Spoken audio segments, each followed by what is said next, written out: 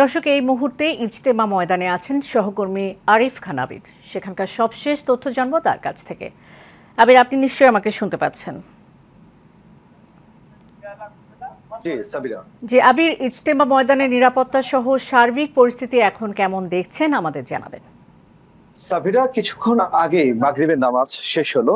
অর্থাৎ মাগরিবের নামাজের এখন সুন্নতের নামাজ আদায় করছেন ইজতেমায় আগত মুসল্লিরা খিত্তার নিচে। অর্থাৎ হচ্ছে সুন্নত আদায়ের পরেই কিন্তু আপনি যেটি জানেন যে ভারতের যে মাওলানা রয়েছেন ইব্রাহিম দৌলা, তিনি আহ্বায়ন শুরু করবেন। আর এই আহ্বায়নের মধ্য দিয়ে কিন্তু এবারের বিশ্ব ইজতেমার যে 58তম যে আসর রয়েছে, অর্থাৎ হচ্ছে এই মহাসম্মেলনের আনুষ্ঠানিকতা শুরু হবে। অর্থাৎ হচ্ছে আমাদের এই ইজতেমা কেন্দ্র করে অর্থাৎ হচ্ছে সারা দেশের প্রায় 41টি জেলার মুসল্লিরা এখানে সকাল থেকে এসেছেন এবং এখনো কিন্তু আমরা দেখেছি যে অর্থাৎ হচ্ছে সড়কে তীব্র যানজট রয়েছে। তারা কিন্তু ইজতেমার অভিমুখী যাত্রা করেছেন এবং তারা ইজতেমা ময়দানে কিন্তু ইতিমধ্যে চলে আসছেন এবং সারা রাতে অর্থাৎ হচ্ছে ইজতেমায় যারা সংশ্লিষ্ট রয়েছে তারা বলছেন যে সারা রাতে মুসল্লিরা এসে একদম পুরো খিত্তা কানায় কানায় ভরে যাবে।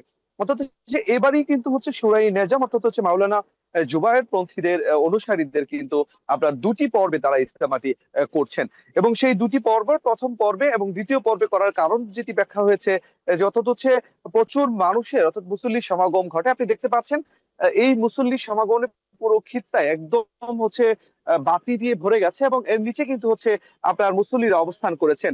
অর্থাৎ হচ্ছে এখনই কিন্তু হচ্ছে মুসল্লিরা কিন্তু আপনার এই খিত্তায় অবস্থান নেওয়ার কারণে কিন্তু খিত্তার আপনার প্রায় বলা যায় যে আপনার 80% পরিপূর্ণ হয়ে গেছে।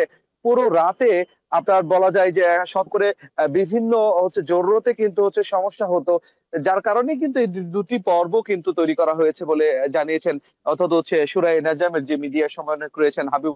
আর আপনার সকালে র্যাবের মহাপরিদর্শক এসেছিলেন এবং তিনি যেটি জানিয়েছেন যে অর্থাৎ হচ্ছে র্যাবের পক্ষ থেকেও কিন্তু নিশ্চিত নিরাপত্তার ব্যবস্থা রাখা আছে। আপনি দেখতে পাচ্ছেন যে এটি হচ্ছে র্যাবের একটি পর্যবেক্ষণ চৌকি। এখানে কিন্তু র্যাবের একজন সদস্য রয়েছেন যেটি হচ্ছে অর্থাৎ হচ্ছে চারপাশটি তারা নজর রাখছেন এবং পাশাপাশি কিন্তু হচ্ছে এখানে পুলিশের সদস্যরাও কিন্তু আপনার রয়েছেন। অর্থাৎ হচ্ছে আশপাশের এলাকাগুলোতে প্রায় 7,000 আইন শৃঙ্খলা রক্ষাকারী বাহিনীর সদস্যরা কিন্তু এখানে মোতায়েন রয়েছেন।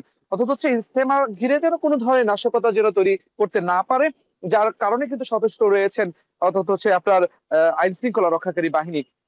Gazipur metropolitan police commissioner Nazmul Karim Khan যেটি বলেছেন যে আপনার এই 7,000 পুলিশ বাহিনীর পাশাপাশি কিন্তু সড়কেও কিন্তু অনেক ধরনের পুলিশ বাহিনীরা তারা কাজ করছেন। অর্থাৎ হচ্ছে ইজতেমাগামী যারা মুসল্লিরা তারা যেন সঠিকভাবে ইজতেমায় এসে পৌঁছতে পারে সেই জন্য কিন্তু ওখানে কাজ করছেন।